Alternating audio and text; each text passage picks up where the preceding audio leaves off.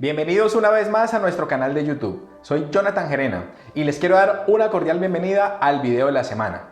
Antes, no olviden suscribirse en nuestro canal, activar la campana de notificaciones y de esta manera estar enterados en tiempo real de todas nuestras publicaciones en nuestro canal. Bienvenidos una vez más.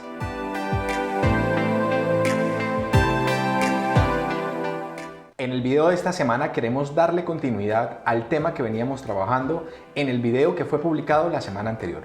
En la descripción de este video les dejo el link para que puedan acceder a ese video y recordar el tema que tratamos en su momento. Para efectos de este video, entonces, recordemos la diferencia que existe entre un contrato de afianzamiento y un contrato de seguro de arrendamiento, que aunque son figuras que se parecen mucho en su práctica, desde el punto de vista jurídico son muy diferentes. Entonces, cuando hagamos referencia en este video al uno o al otro, imaginémonos la misma figura sabiendo que se trata de dos figuras con aspectos y circunstancias jurídicas diferentes. De esa manera, el video de esta semana lo vamos a orientar desde la perspectiva de las novedades que hemos conocido recientemente en las que se están fundando estas entidades para justificar a su juicio la falta de pago o el impago de las obligaciones que fueron objeto de reclamación por parte de ustedes, los asegurados. Entre las circunstancias que destacábamos en su momento y que fueron fundamento también de dichas entidades para justificar su falta de pago, hacíamos referencia al concepto de fuerza mayor, que dijimos no puede ser aplicado de manera caprichosa. También nos referíamos al traslado de cargas innecesarias que le estaban haciendo a ustedes, los asegurados, para justificar la falta de pago de su asegurador o afianzador. Y recientemente hemos conocido que se están fundamentando en aspectos como la imposibilidad asociada al desarrollo o al uso de la tenencia del inmueble que fue objeto de arrendamiento, o a la imposibilidad circunscrita a la movilidad reducida a la que todos nos hemos visto abocados en virtud de los decretos presidenciales que sugieren el aislamiento preventivo obligatorio como una fuente derivadora de imposibilidades para hacer uso del inmueble, especialmente en materia comercial, sin dejar a un lado los casos en materia de vivienda que también han sido objeto de esta misma causa. Y eso es un aspecto que genera bastante controversia desde el punto de vista objetivo, porque no se sabe a ciencia cierta cuál es el discernimiento que estas entidades están haciendo para llegar a la conclusión de suspender o de negar el derecho a la indemnización que ustedes, los asegurados por ley, tienen derecho. Desde ese punto de vista, entonces, entremos a estudiar ese concepto de imposibilidad, muy sonado los últimos días dentro de las justificaciones que se están dando para no pagar el derecho a la indemnización. Entonces, la imposibilidad jurídica tampoco es un concepto que dichas entidades pueden invocar de manera caprichosa y aleatoria a todos los casos. En principio, porque este concepto ha tenido cierto desarrollo doctrinal y jurisprudencial que sugiere que para hablar de imposibilidad jurídica se deben acreditar o cumplir tres requisitos importantes. La falta de uno solo de ellos imposibilitaría hablar de imposibilidad. Entonces, desde ese punto de vista, el primer requisito es que esa imposibilidad debe ser sobrevenida. Significa que debe ser o concurrir con posterioridad a la celebración del contrato. Aspecto que sin lugar a dudas puede uno en principio pensar que está presente dentro de las actuales situaciones que vivimos, como quiera que todo lo que ha derivado del COVID-19 es una circunstancia en su mayoría sobrevenida a los contratos de arrendamiento que han sido objeto de reclamo ante dichas entidades. Un segundo elemento que tiene que estar presente cuando se invoca o cuando se habla de imposibilidad jurídica es el elemento que sugiere que esta imposibilidad tiene que ser objetiva. Es decir, que tiene que existir circunstancias que imposibilitan la realización o el cumplimiento del contrato. Y es en este punto en donde nosotros tenemos que entrar a preguntarnos si realmente esas causas objetivas se están dando.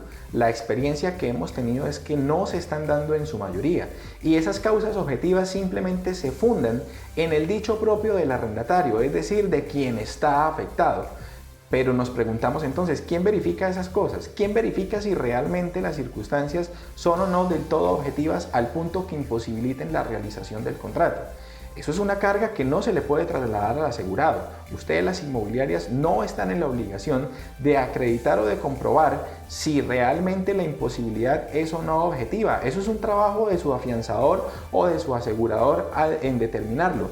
Pero en todo caso, como lo vamos a ver más adelante, ello no debe conllevar, sea objetiva o no sea objetiva, a la pérdida del derecho a la indemnización. Y el tercer y último elemento dentro de ese concepto de imposibilidad es el que sugiere que ésta debe ser absoluta, es decir, que haya una imposibilidad total en el cumplimiento de las prestaciones a las que hace referencia el contrato y a las que se comprometieron las partes en el cumplimiento y en la ejecución del desarrollo del contrato mismo. En ese orden de ideas, entonces, hay que tener claro que para hablar de imposibilidad desde el punto de vista jurídico hay que cumplir con los tres elementos. No puede faltar uno solo de ellos, porque entonces ya se desdibujaría ese concepto de imposibilidad jurídica al que se ha hecho referencia. En todo caso, hablar de imposibilidad, sea porque estén presentes los tres elementos o por cualquier otra razón que se les ocurra invocar a las entidades de afianzamiento o aseguradoras, hay que tener en cuenta que ellos no los releva del cumplimiento de las obligaciones que como aseguradores o afianzadores les corresponde. Y es que hay que tener algo en cuenta: la imposibilidad del uso no deriva de una causa atribuible al arrendatario, en eso podemos estar de acuerdo, pero tampoco deriva de una causa atribuible al arrendador, que es el asegurado. Casi que negarse al pago del derecho a la indemnización es tanto como señalar que es el arrendador o asegurado el culpable de la imposibilidad de uso que el arrendatario no puede hacer en el inmueble, y ello por supuesto sale de toda lógica. Es por esa razón que las entidades no pueden decir que, como quiera que el arrendatario no ha podido hacer uso del inmueble, no van a pagar el siniestro o la reclamación que les fue formulada, porque eso sería tanto como señalarlo a usted, a la inmobiliaria, de estar incumpliendo el contrato al punto que le está imposibilitando el uso del inmueble al arrendatario. Es decir, le están trasladando a usted la culpa por la que el arrendatario no puede hacer uso del inmueble, y sabemos que eso proviene de otras causas. De manera que desde este punto de vista el concepto de imposibilidad no puede y no debe ser aplicado a las reclamaciones que ustedes válidamente le han formulado a dichas entidades. Y es que el concepto de imposibilidad, además, que no se puede aplicar de manera caprichosa como las entidades de afianzamiento y de aseguradora lo quieren aplicar a las reclamaciones que han sido objeto de suspensión, es un concepto que no se debe confundir con las dificultades que han de pronto tenido los arrendatarios en el uso y goce del inmueble que les fue arrendado, o la imposibilidad que deriva de las circunstancias de aislamiento a las que todos fuimos sometidos por los actos de autoridad. Y es que hay mucha diferencia entre ese concepto de imposibilidad y dificultad, y es tal vez este último, la dificultad, el concepto que ha reinado en las circunstancias en torno al arrendamiento derivado de todas las consecuencias del COVID-19, de manera tal que no es imposibilidad, más bien es dificultad lo que se ha presentado en el ejercicio de los arrendamientos, y esa dificultad no supone el incumplimiento justificado de las prestaciones o de las obligaciones a las que fueron las partes comprometidas dentro del marco de los contratos de arrendamiento, como para que las entidades de afianzamiento y aseguradoras lo invoquen o lo hagan como propio para justificar ellas la falta de pago desde un punto de vista que no tiene fundamento y por supuesto carece de bastante objetividad. Desde esta perspectiva, entonces, entremos a resolver los interrogantes que planteamos al inicio del video. El primero de ellos: ¿son entonces estas razones jurídicamente aceptables para justificar el no pago por parte de estas entidades afianzadoras y aseguradoras? Pues definitivamente la respuesta es no.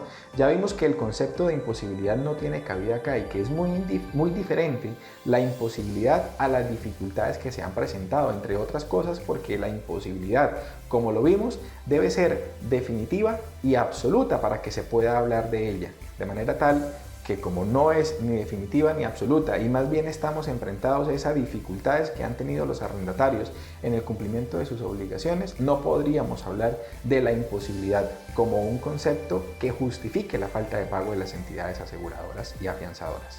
El segundo interrogante planteado es: ¿cumplieron entonces estas entidades aseguradoras y afianzadoras? La respuesta también lamentablemente es no. No cumplieron, y entre otras cosas los pusieron a ustedes, las inmobiliarias, en aprietos. Tenemos entendido que las reclamaciones de las que ustedes, las inmobiliarias, han sido objeto recientemente por parte de los propietarios a quienes representan, no se han hecho esperar. En la cabeza de un propietario no cabe el hecho de que toda la vida ha pagado un seguro o una fianza que respalda justamente eventos de esta naturaleza, como para que cuando sucedan no se le responda por tal hecho. Y un propietario no señala a la aseguradora, de hecho a veces ni la conocen, señala es a la inmobiliaria que lo está representando. Y eso de alguna manera ha significado para ustedes grandes dificultades. Dificultades que no tendrían por qué estar soportando, porque las razones, como lo vimos, en que se están fundando para no pagar, además de todo lo que ya explicamos desde el punto de vista jurídico, desbordan las circunstancias de exclusión que generalmente están pactadas en los reglamentos de afianzamiento y en las pólizas de aseguramiento. De tal manera que al desbordar esa situación, al estar por fuera del marco de los clausulados que a ustedes los gobiernan, ni siquiera debería estarse hablando de imposibilidad ni de cualquier otro concepto que esté dirigido a exonerarse del pago que ellos, por obligación, deben atender. Desde esa perspectiva, entonces, tenemos que preguntarnos qué viene para el sector inmobiliario, qué va a pasar de aquí en adelante. Y la primera sugerencia que debemos hacer es que tenemos que pensar y estar dispuestos a desencajarnos un poco del modelo tradicional de administración inmobiliaria. De hecho, es importante empezar a pensar desde ahora en qué cambios le vamos a hacer a nuestros contratos de mandato. En algún momento en este mismo canal de YouTube nosotros publicábamos un video en el que hacíamos alguna sugerencia que de alguna manera estaba orientada a cambiar los contratos de mandato, porque es apenas lógico que de aquí en adelante las entidades aseguradoras y de afianzamiento van a excluir de sus clausulados circunstancias como las que actualmente estamos viviendo, y necesariamente eso los lleva a ustedes también a cambiar los contratos de mandato. Antes de conocer esos incumplimientos de los que hoy ustedes están siendo sujetos, nosotros en este mismo canal ya habíamos hecho las sugerencias, los cambios a los contratos de mandato. En la descripción del video les dejo el enlace para que puedan acceder al mismo. Desde esta perspectiva, entonces, también tenemos nosotros que entrar a valorar quiénes realmente son nuestro respaldo en el ejercicio inmobiliario. Y aquí tienen ustedes que tener en cuenta algo. De aquí en adelante seguramente pueden llegar a surgir muchas sugerencias de modelo de contratos de mandato, incluso muchas de ellas provenientes de las mismas entidades aseguradoras y afianzadoras que se supone los respaldan a ustedes. Sin embargo, la invitación es a que ustedes valoren muy bien esas sugerencias. No siempre todos los formatos están adaptados a las necesidades que ustedes verdaderamente tienen dentro de su ejercicio inmobiliario. De manera que esto es una invitación para que ustedes no solamente hagan un ejercicio consciente de qué es lo que necesitan variar en sus contratos de mandato, sino para que también hagan un ejercicio de análisis de cualquier sugerencia o modelo de contrato de mandato que pueda surgir de aquí en adelante. Extraigan lo mejor que puedan de aquellos, pero no se adapten a un modelo sugerido por alguien que de alguna manera tiene intereses propios en la relación que usted tiene con los propietarios que representa. También queremos reiterar la sugerencia que habíamos hecho en un video anterior, y es a que ustedes no deben caer en la informalidad. No se pueden quedar solamente con lo que hasta ahora las aseguradoras y afianzadoras le han informado, simplemente para dar traslado de esa razón al propietario. Ustedes, como oficinas inmobiliarias que son profesionales en el ejercicio inmobiliario y como representantes que son, se deben a un contrato de mandato, y eso exige de ustedes diligencia. De manera que ante esas circunstancias que han sido notificados por parte de las afianzadoras y las aseguradoras, en las que les dicen que no les van a pagar bajo el amparo de los fundamentos que ya vimos, que no son del todo objetivos, los debe motivar a ustedes a acudir a ellas mismas a través de escritos, de derechos de petición, de solicitudes que de alguna manera generen algún apremio y una respuesta un poco más objetiva por parte de estas entidades, quizás dirigido a que ellos replanteen esas circunstancias y paguen las indemnizaciones a las que ustedes tienen derecho.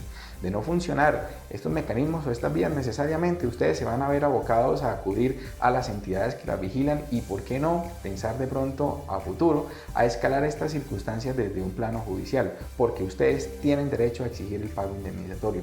Las razones que les están dando para negarse al mismo no tienen fundamento jurídico y no son del todo objetivas. Y por último, queremos hacer la recomendación en la que hemos venido insistiendo en nuestros anteriores videos, y es a no desfallecer en ese intento de conciliar las diferencias con los arrendatarios.